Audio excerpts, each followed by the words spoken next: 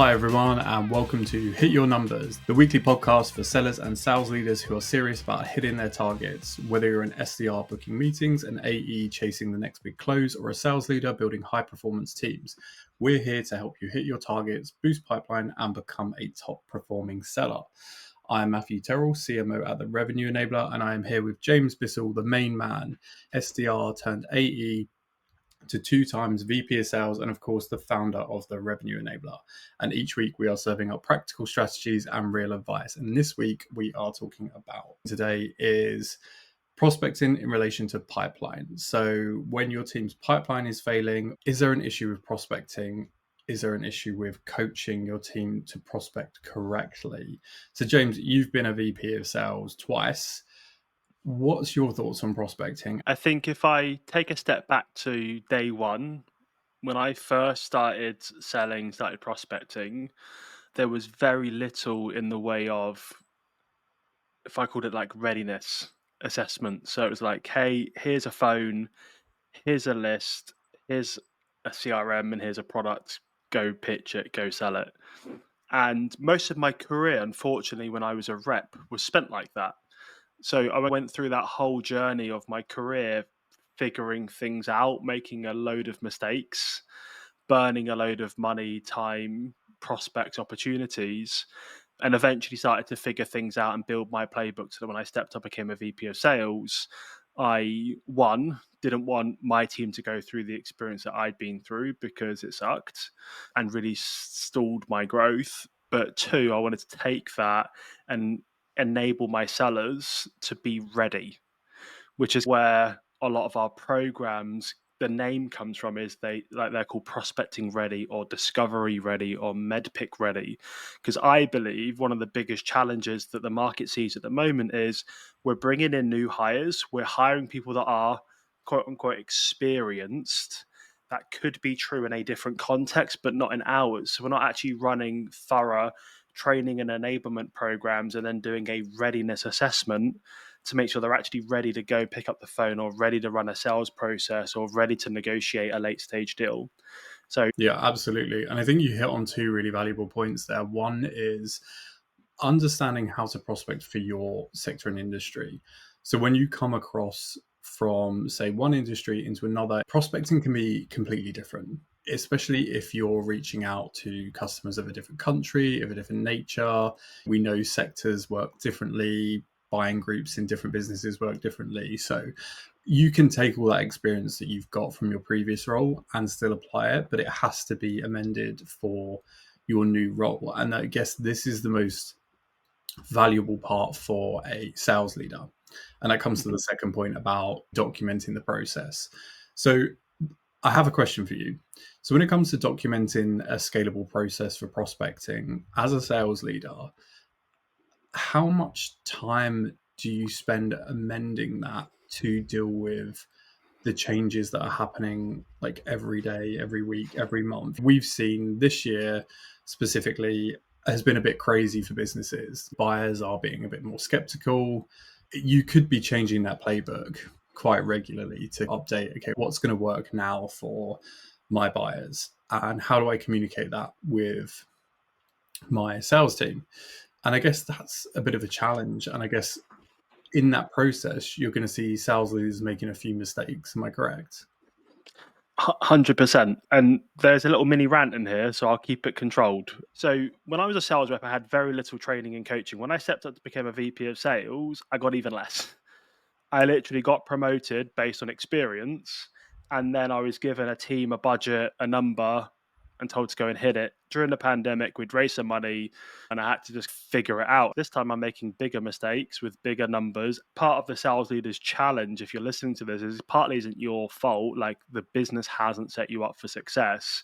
But one of the things that frustrates me is we scroll LinkedIn for 5 seconds and someone's like, hey, you need 3 times pipeline coverage.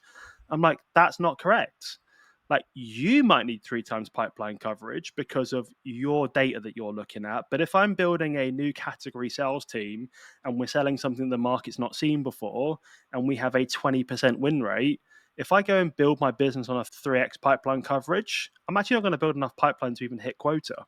You just need a couple of data points and go, this is what I need to do. And then just benchmark it every quarter. You don't have to do this stuff too often, like on a regular basis. It can be done quarterly.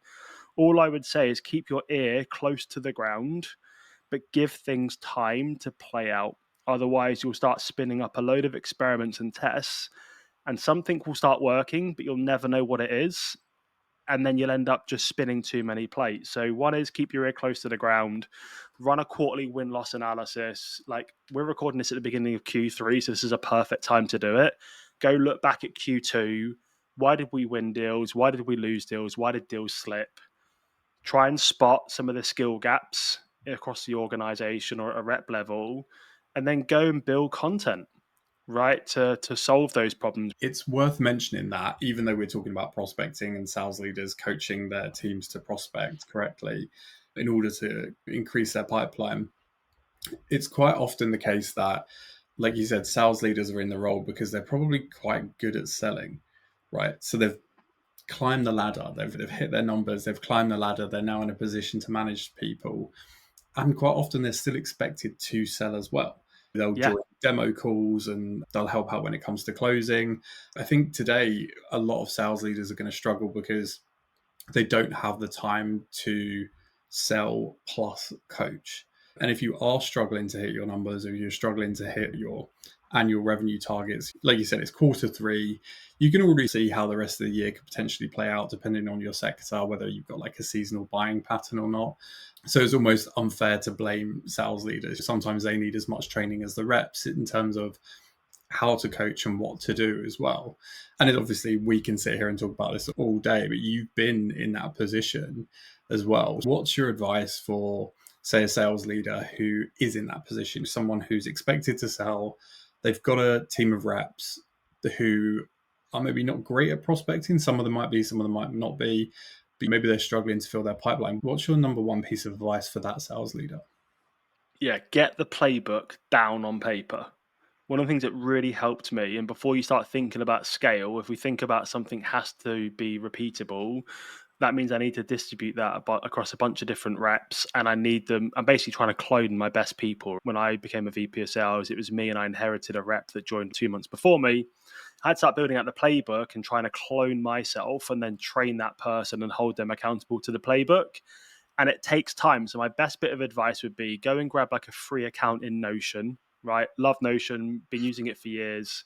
We use it like all day, every day. It's just such a powerful little tool. It's like building your internal wiki and start building out the different like pages and sub pages. And I always recommend starting at the top of the funnel. So let's say your top of funnel is prospecting, then discovery, then demo, then maybe there's like a multi-threaded workshop or something to drive wider consensus. Then there's a business case, right? Whatever those stages are that you typically follow, start at the top. And then as you're building it out, think about all of the gray areas. Like when you're building a compensation plan, sales reps are really good at finding the gray areas and going, if I do this, I can double bubble. So we have to think long and hard. How do we stop that from happening? It's the same with the playbook, right? If I'm a seller and I have to follow this, where would I get stuck? So when I build it, take discovery. And if you think about a lot of the programs in the sales university, how they're structured, it's the same way. So pre-call, during the call, post-call. So take discovery. Before the call, what does pre-call planning look like? So where am I researching? What am I looking for? How do I build a compelling point of view? How do I build an account hypothesis? What are the foundations or what are the structural pieces to do that? How do I then send educational resource to the prospect before the call to make sure they show up, one, and two, they show up educated so I can get straight into a quality discovery call rather than doing the first part around education, especially if you're selling new category tech. So when you're building this out, think about all of the moving parts to that part of the process. Stop and look at it. Think, where's the gray areas? Where would I get stuck if I was a new rep? And then plug that. Yeah, I'm aware a lot of sales teams use Notion. It's about having a good system of documentation so people can refer to something when they're a bit stuck or if they're new or your sales leader's not around. They have somewhere they can go and follow the playbook. And Yeah. how do you feel about the kind of individuality of sellers? So I think this comes up a lot as a bit of a almost like a missing theme from a lot of the content I read and a lot of the stuff that I hear or see on LinkedIn. And I've worked with plenty of people in sales teams. I sit in the marketing department, so it's great for me to sit and observe what they're doing and hear what they're doing, what messages they're putting out on the phone, how they're approaching customers. And one thing I've learned is like every seller has their own uniqueness about them. Everyone's different. So you don't really want people to be completely cookie cutter in their Yeah, approach. You want them to follow a playbook but have some individuality about it. So I guess what you're saying there is when it comes to sales leaders preparing their reps, you need a playbook, but you also want to sit down with them individually and go through it and sign them off, and also maybe tweak and tailor that to the individual rep as well, because you're always going to find that if you get a rep who just follows the rules exactly, it may not sound natural, it may not come across as genuine. And those things are quite important when you're speaking to a prospect, right? You want to sound genuine, you want to sound like your authentic self. Otherwise, you can pick up on a tone or a bit of a robotic tone, and that doesn't always work. 100%. And going back to the topic around like prospecting, a lot of people like, hey, do I need to like get rid of my SDR team and build my AEs into like social media experts where they're posting content? Those channels still work, but because a lot of sales leaders get caught up in all of the noise and they don't say no to those meeting invites from operations or from marketing or from customer success or finance, they spend too much time in those internal meetings and not enough time with their ear close to the ground. So again, if you're struggling to build pipeline, one of the favorite things that I used to do when I'd see like a rep struggling is just block a morning off, cancel all my calls, and just go and physically sit next to them for half a day. You might be doing something so small that we can't see from a distance that might be slowing you down, getting in your way, or hurting you. So I'm just going to sit here and just observe. Do everything you would if I wasn't here. I think the framing's important there. I'm not here to like watch what you're doing and then put you on a pip. I'm here to watch you and be like, hey, actually, you're not probably using CRM to your best ability, or I'm noticing that you're scrolling a prospect's LinkedIn profile during a cold call power hour. That's why you're struggling to hit the metrics. So what I'd recommend doing is before a power hour, do your research, and then for that power hour, just blitz the phones and leverage all of that stuff you've done before. So like the framing's important, otherwise they'll feel a bit freaked out, maybe a bit nervous, maybe a bit worried. Get the framing right and then sit there and just spend some good quality time. And you'll walk away, one, probably learning a load of what that rep's doing well, which could help other reps in your team. But two, you might spot something so small that can have a massive ripple effect and compound to bigger results that you can say, hey, look, Matt, sat here now for 4 hours. I've noticed this. What do you think about this? Let's make a plan. Let's get accountable. Let's drive it. Let's catch up in 2 weeks. Those little things can have a massive impact on the seller. And I've seen them have a massive impact on my sellers when I've done it. So if you're listening again and you're struggling to put your finger on the problem with your team or a specific rep, just clear your diary and go and sit next to that rep for a couple of hours and just observe them. Easier said than done, but very Yes. useful. Yeah, like cold call live shadowing, basically. You want to hear Yeah. what they're saying, you want to see what they're doing, you want to see how they're using the CRM, you want to see what kind of approach that they're taking. Is it aligned with the playbook? Have they gone completely off script? It's important as a sales leader that you know that. And I think it works both ways. So if someone's doing something really well and someone's really performing, you want to know why they're really performing, right? Maybe they've tweaked that playbook so much that actually they've come up with a better formula than you already had, right? And as a sales leader, you want to know that. And equally, on the other end of the spectrum, when you've got someone who's underperforming, again, they might have gone so far away from the playbook. It's a bit like a rubber band. You stretch it too much, it's going to break, right? There's a sort of suitable amount of like flexibility with the playbook, but too far either way, and it's going to potentially break it. So Yeah. And that's a good point to come back to. As you're building out your playbook, don't just do what you did 10 years ago because the game might have changed. Go and sit down next to your high performers. Like actually go and sit down and watch what he does. Does he do pre-call planning? Does he build account hypothesis? Is he personalizing and customizing the email to every prospect, or is he doing copy paste send? What is it that he's actually doing? Then go and look at a few other people that are also doing really well, and then bring them into it because they're going to be your future leaders. it's almost like delegation.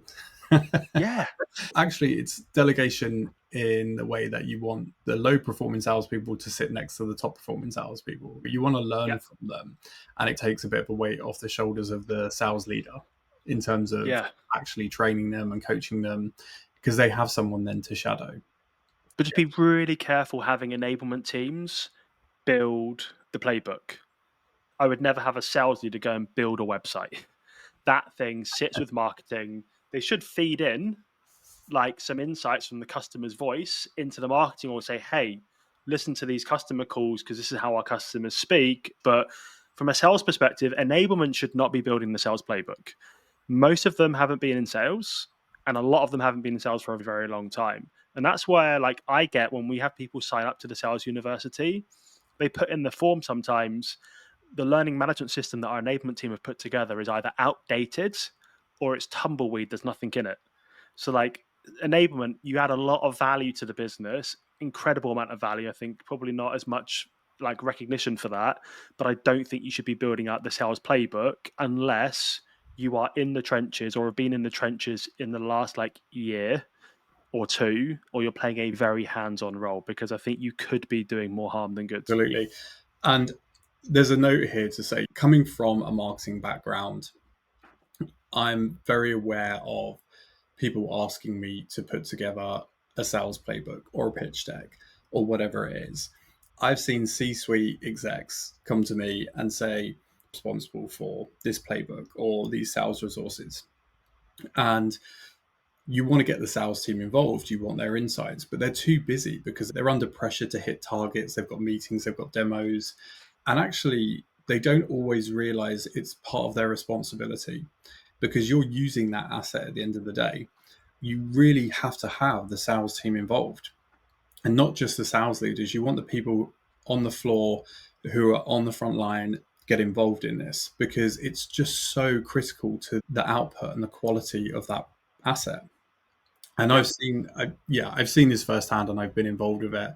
And you have two outcomes. One is you get an asset that's never used. The sales enablement team or the marketing team is given a project like build these pitch decks for this new product, provide all the marketing assets and everything like that. And you can add value speaking from a marketing perspective because you can speak to the product team, basically find out why they built it, what the customer said when they demoed it to them. You can gather that information, which is really valuable for the sales team. But then what you can't do and what you often don't have time to do is update and maintain that. Once that project is complete, you've moved on to something else. So it sits there. Let's go back to Notion. You build a Notion page, which is your ICPs, your like problem statements, whatever it is, whatever information you want to give to the sales team. You build that out and then you give it to them. And then quite often you're on to another project. There's a new feature coming, there's a new product being launched, you're doing an event.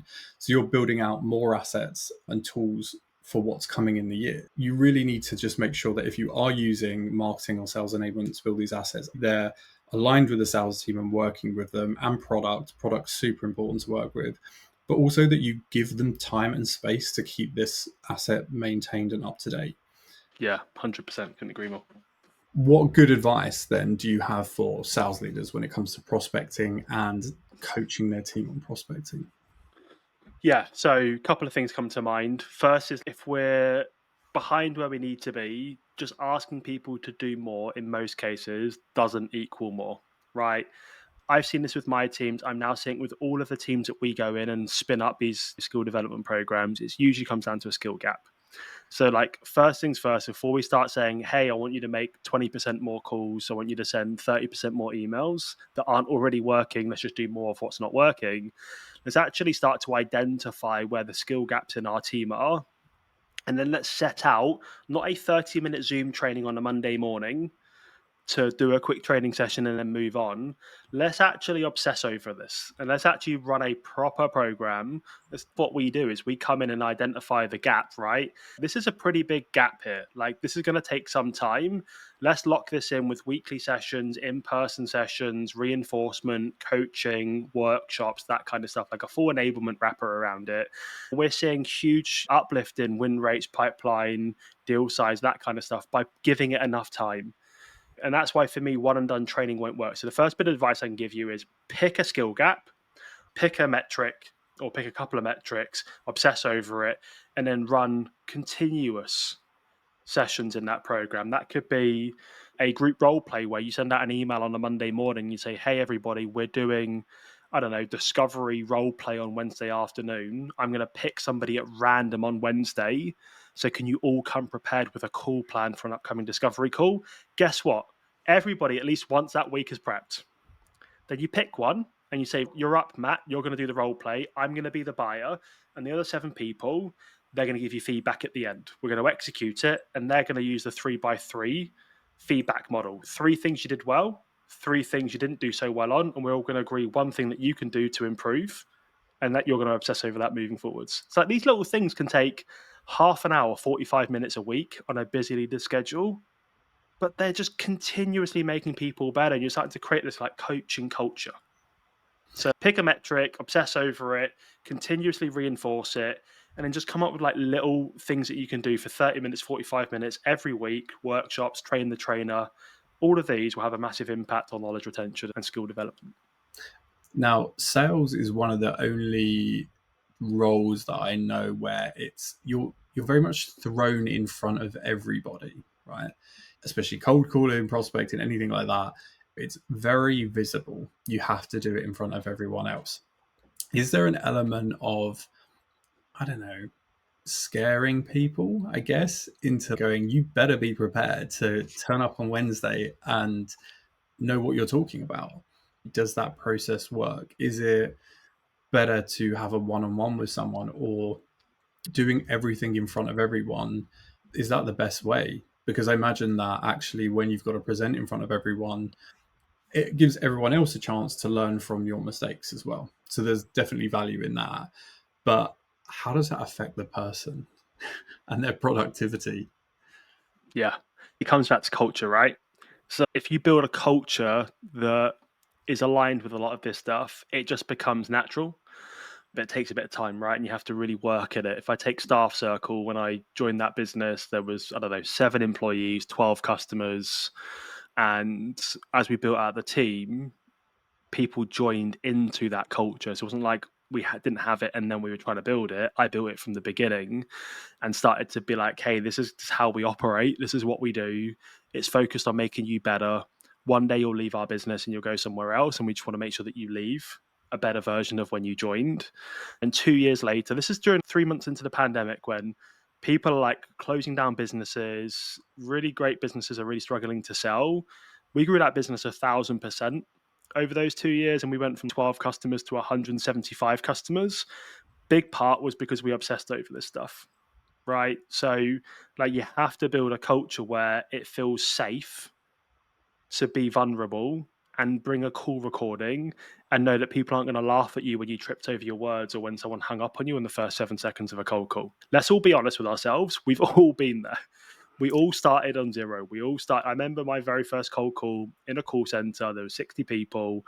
The call connected and it felt like everybody had just come off the phone and everybody was listening. They all had white lab jackets on with a clipboard and pen and they were scoring me. It was the most terrifying moment of my life.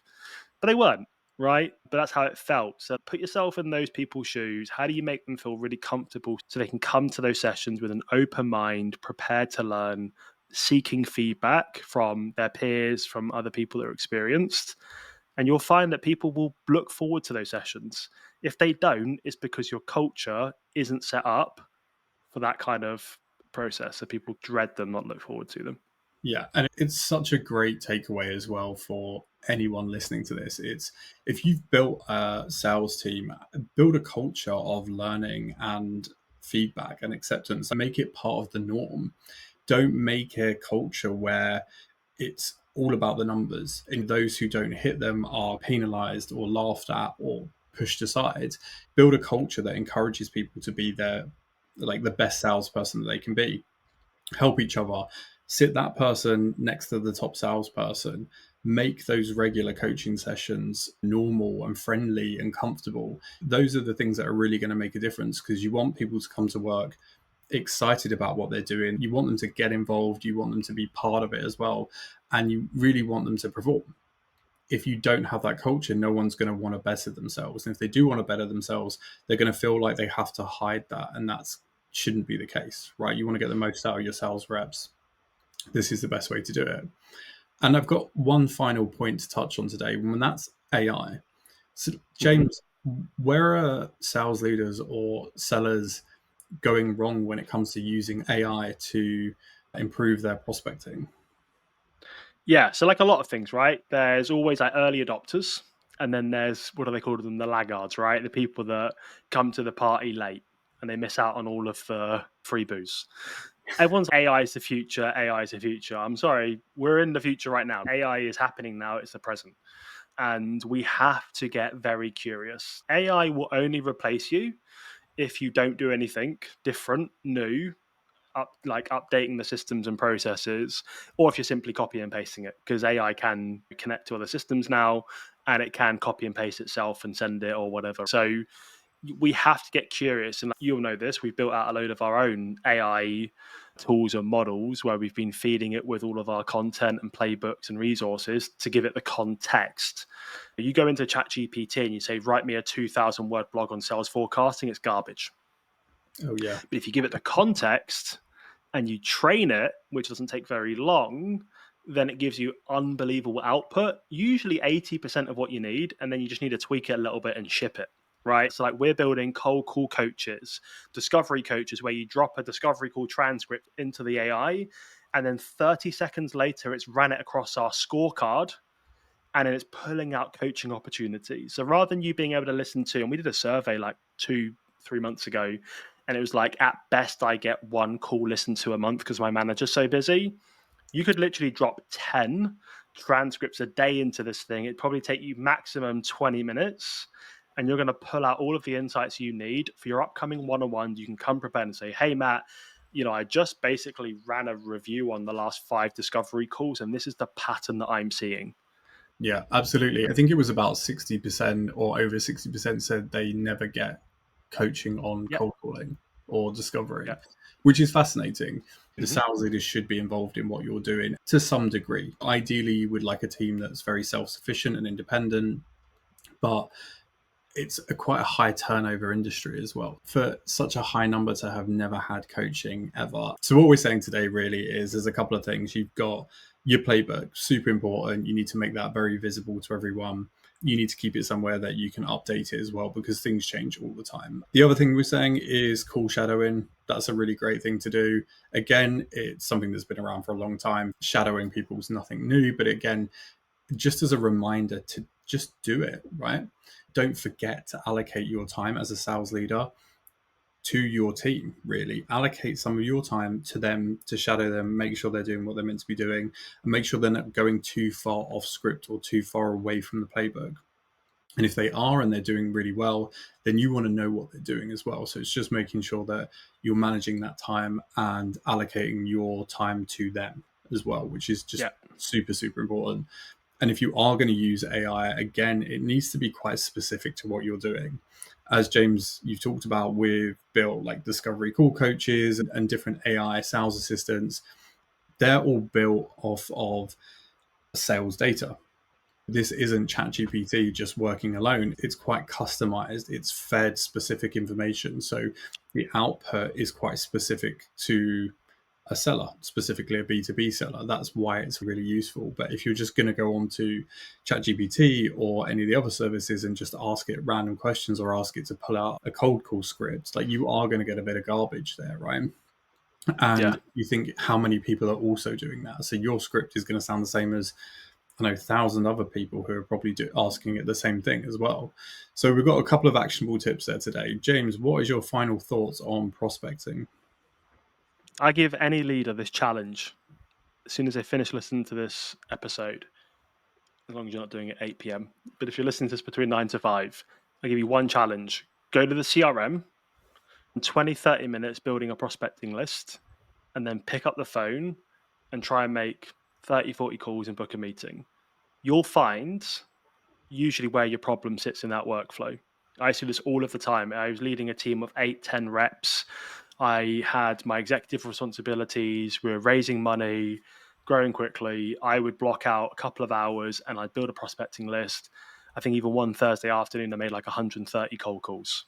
right? Like I wanted to see what it's like in the trenches, because if I don't experience it myself, how can I make it better and really understand what the process is really? So force the time to go and do the tough, hard work and then find the problems to solve.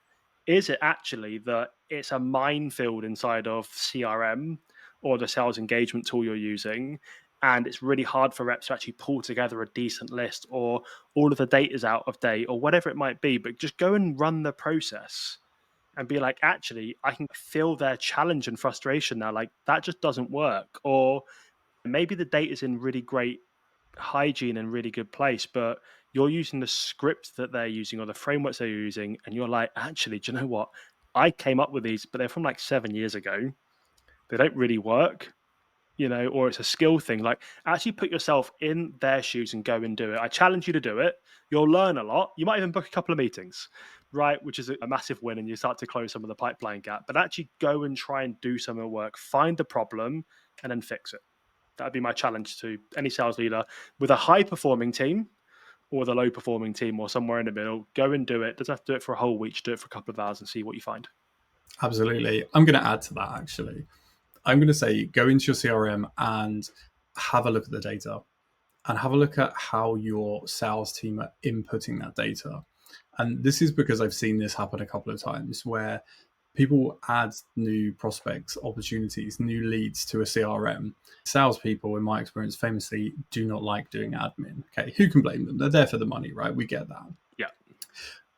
But the long-term consequences of that are huge, because you've input a customer or a prospect or an opportunity, you've misspelt the name, or that person already exists in the CRM, or they've moved companies and you aren't aligning that data, you're not connecting the dots.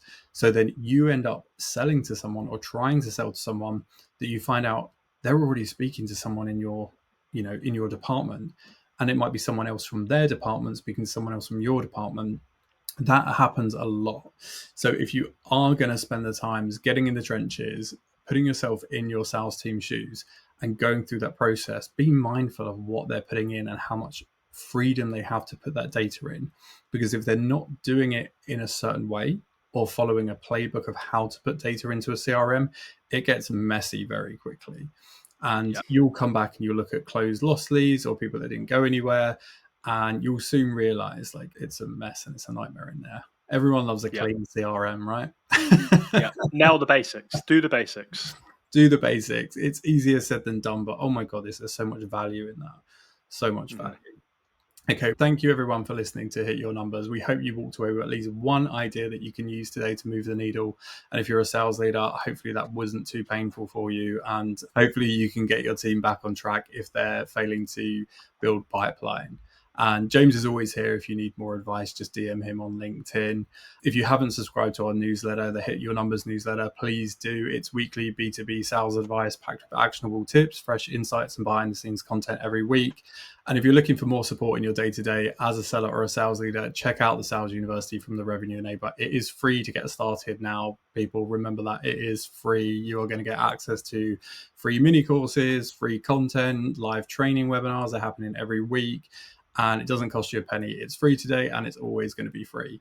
You've got links in the show notes, or you can go to therevenueenabler.com. So keep learning, keep selling, and go hit your numbers.